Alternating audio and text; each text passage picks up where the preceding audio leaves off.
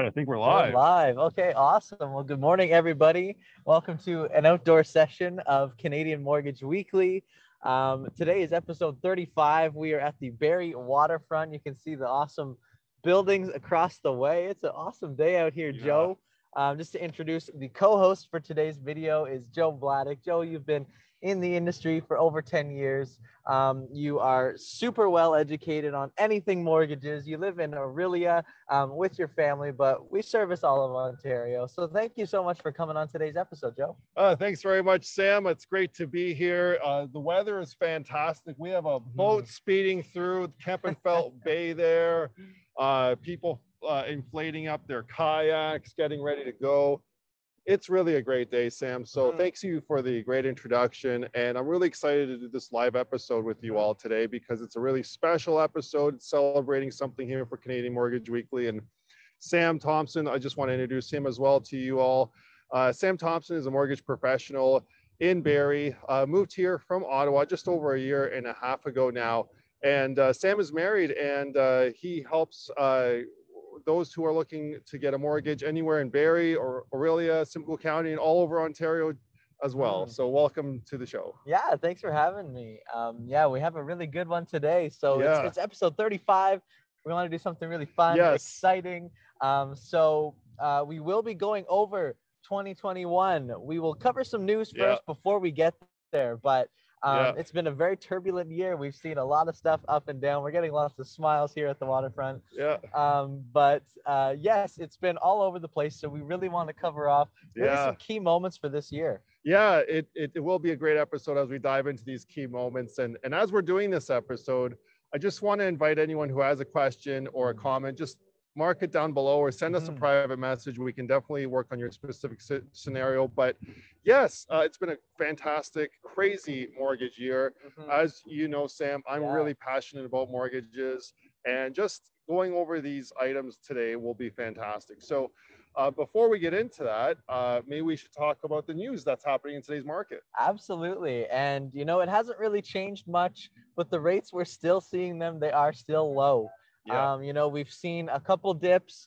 Me and Joe were going over the data this morning, and we're seeing it's in a really tight range. You know, we see some rises, some falls, but overall, it's really stayed very consistent over the last while. It has stayed consistent, Sam, yes. And we're talking about fixed rates right now. And in terms of that, with that tightening range, it could go up from there or it could go down from there. So time will tell.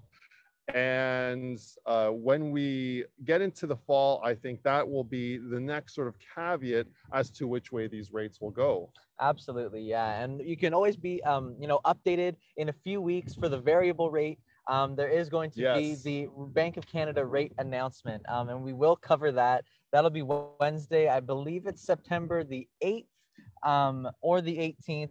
Either way, we will confirm that, and we will have coverage for that because, as we're saying, the fixed rate hasn't done too much, but it'll be great to keep an idea of where the variable rate's at and what it's doing. Yeah, exactly.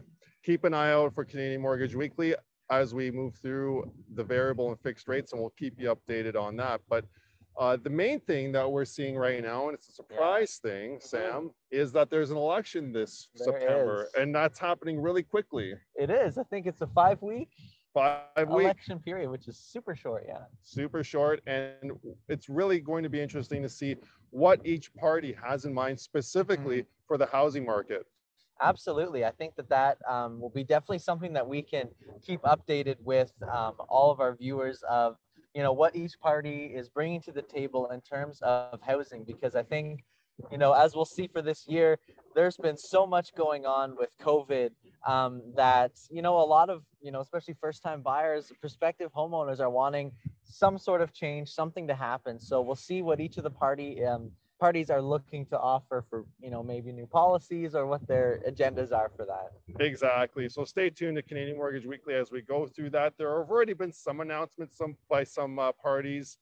We won't get too into it today, but some notable things that we spoke about this morning, Sam, is the Liberals and Conservatives both have a very in-depth plan for housing, and we'll go into depth about that in the following weeks. But I think we should get into our topic today, and that's the 2021 year in review. Absolutely, yeah. We just crossed the the halfway mark. We're entering into the third quarter, which was, it's supposed to be quite busy, but there's been a lot of year and there's been a lot of, changes and things happening in the mortgage industry since the start of 2021. Yes, there really has. As you all remember, 2021, we were still in the middle of a pandemic. It seems to be like things are good now. We'll wait and see. But, in the middle of a pandemic, a lot of economists were talking about how prices could possibly crash during the pandemic, but we saw quite the opposite. Absolutely, yeah. I think heading into the spring, February, March, we saw prices at an all-time high. They were houses were going much oversold. They were, it was such a fast and aggressive market that we saw. I don't think anyone was really expecting, especially in the springtime, to see a market as busy as we saw this past year. I agree, Sam. And with that, there was a lot of folks that did buy houses in the beginning of the year, and it did take a lot of that demand and bring it to the start of the year. We're seeing a little bit of a lull demand right now, which we'll get into a little bit later. But, what a crazy year that was. And because of that raise in prices, also, we saw a lot of folks that owned houses have their equity increase this year tremendously. Absolutely. It was definitely a big win. I know that we were doing some videos with some realtors earlier in the year, and they were saying, especially, if you were thinking of offloading a second property or a rental property, it was a fantastic, point in the market to sell at that super high price point. It definitely was. So that's one thing we saw, Sam, is I think the market, we saw the peak in housing prices in the February of March of 2021, like you're saying. It's going to be interesting to see if we surpass that peak in the future and how long it takes the average home price in Canada to surpass that peak. Absolutely. Yeah. We'll definitely keep our eyes on this fall when we're expecting it to do a bit of a jump. But yes, and covering off another big thing that, really hit, especially a lot of first-time buyers, was the stress test increase. We saw that happening early in June this year.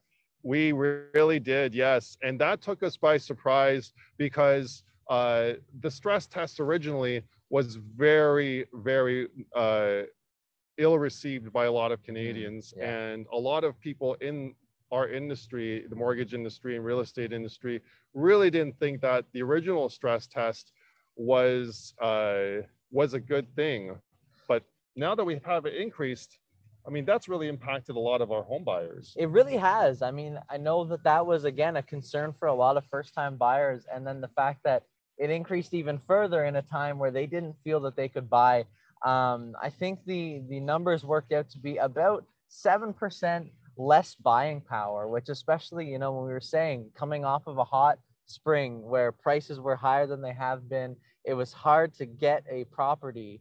To have that extra stress test, it affected tons of people. It really did, yes. And it was really across the board.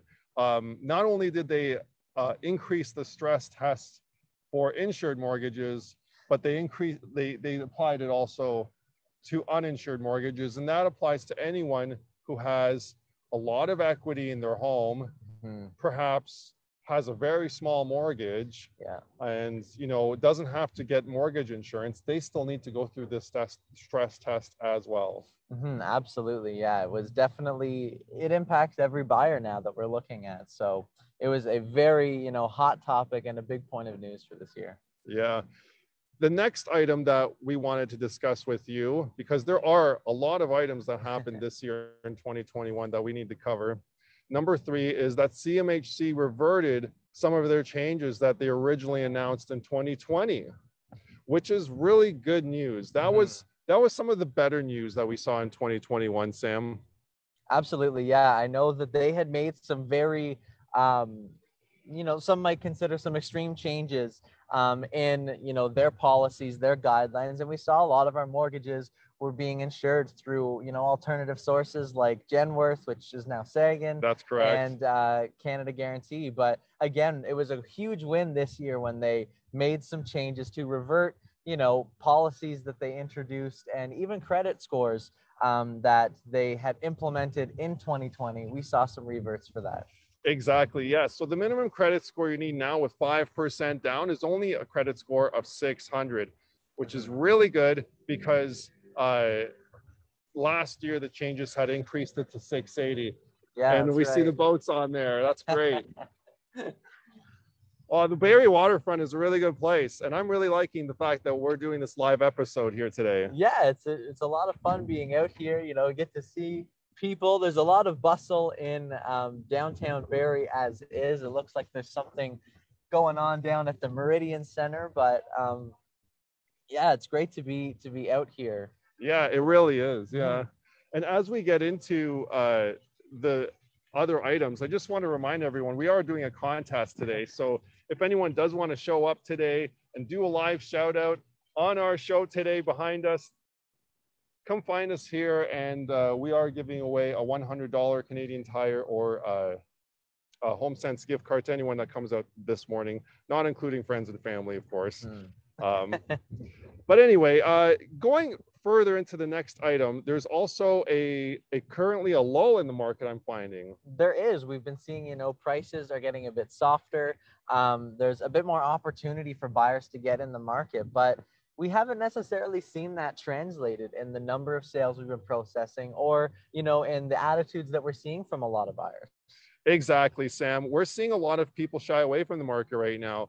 People are not really jumping in as we think they would have, because we saw the prices higher in February, March when people are buying in, but they're just lower now. We're seeing tremendous opportunity to get in on some of these homes that were for sale earlier this year at a price point that is much more competitive today. Absolutely. And I think it goes back a bit to just almost, yeah, like they referred to it earlier in the year as fear of missing out. You know, people are having FOMO.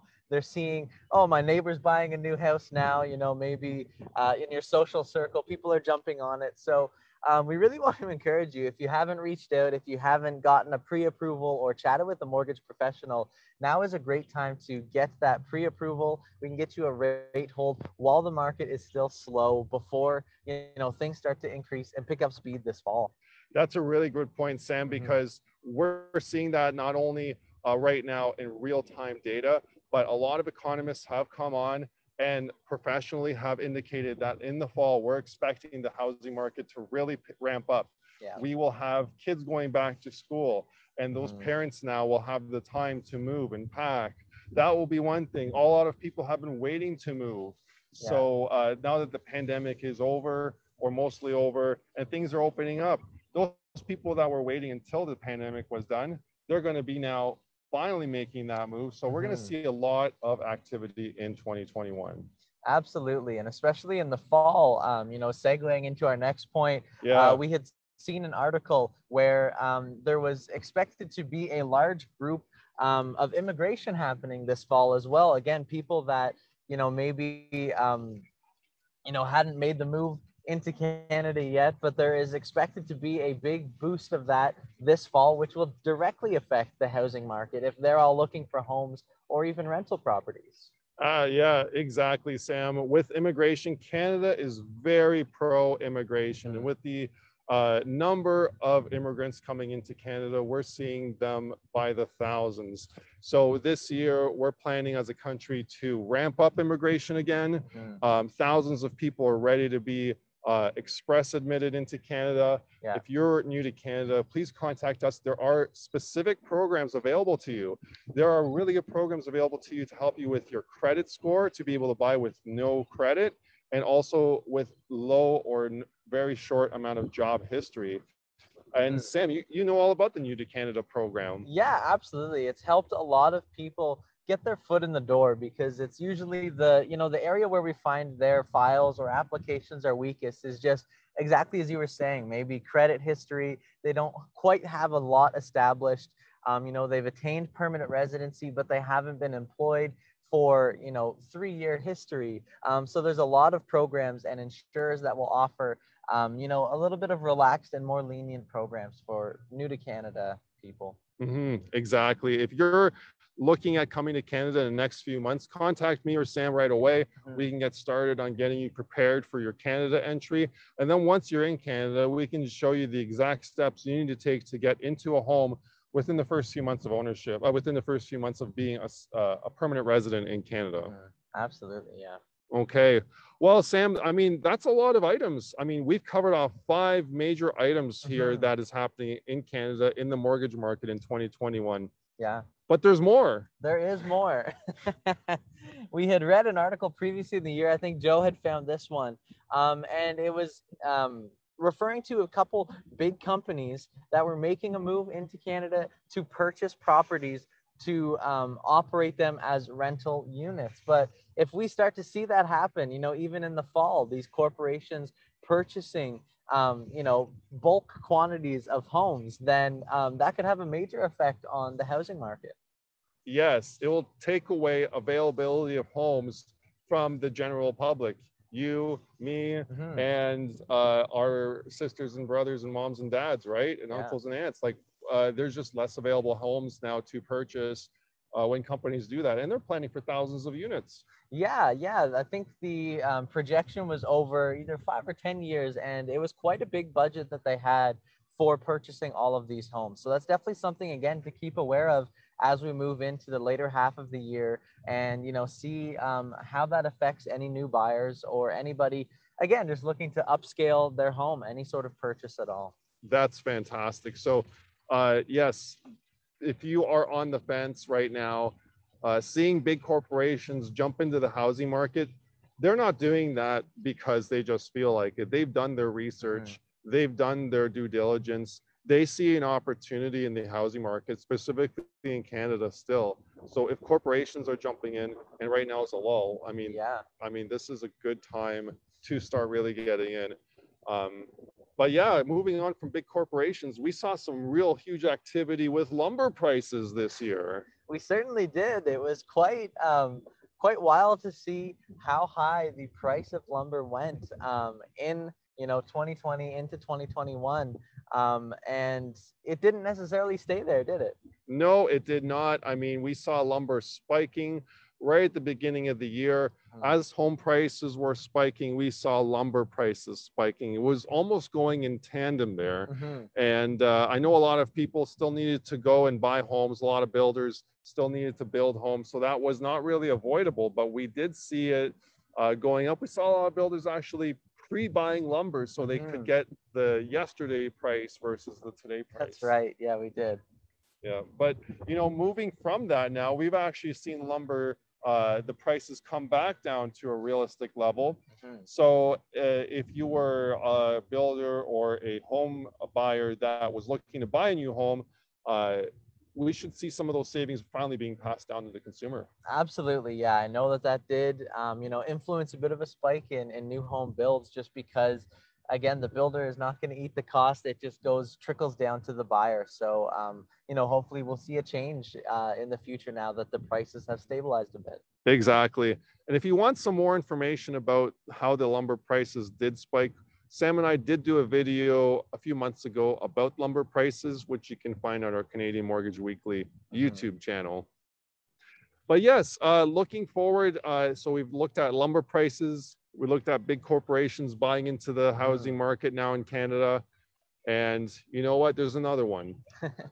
And throughout all of this, you know, throughout all this crazy activity in the mortgage market in 2021, Sam, we saw that mortgage rates, I mean, they did go really low at the beginning of the year, but they have stayed relatively low all year. Absolutely. Yeah, that's been a huge thing that we've noticed, that, you know, as you're saying, over, you know, all of these different things we noted, you know, the stress tests, the peak pricing, you know, immigration this fall, big corporations, lumber prices, through it all, we did see the rates maintaining strong, low numbers, which is awesome for, again, anybody who was expecting a bubble pop as well. I think there were some people that were still holding out because they weren't really sure where the market was at, but we saw the rates were staying low all year round, which is great, and a great indicator to get into the market.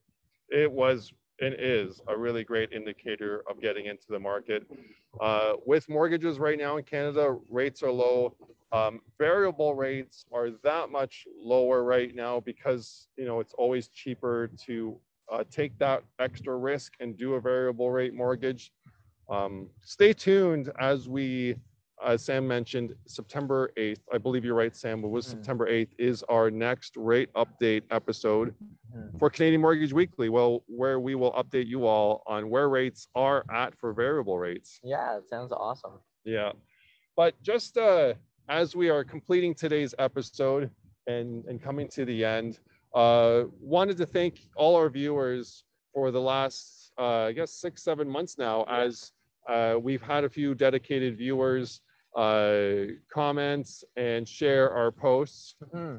We've had some guest speakers. We wanted to take a moment and thank our guest speakers, our real estate agents, and everyone who has helped make this show possible in 2021. Of course, I'd like to thank you, Sam, for always being on the show together with me as well. Yeah, absolutely. It's been my pleasure. It's been, yeah, as you're saying, an awesome journey. It's crazy to think that we've been doing this for, 7-8 months now. It's adding up, and we're really ramping into some really good content. We really are. So with that in mind, we would like to request our viewers to help us with the next few episodes of content. We have maybe in September, we would like to do some viewer requests. So if anyone has any ideas as to what you would like us to talk about or focus on, we would love to dive into any specific mortgage topic that interests you. So send us a private message or leave us a comment below on this channel. But before we end off today's episode, of course, we're doing our contest. No one's come yet, so we'll just open it up for a few more minutes here.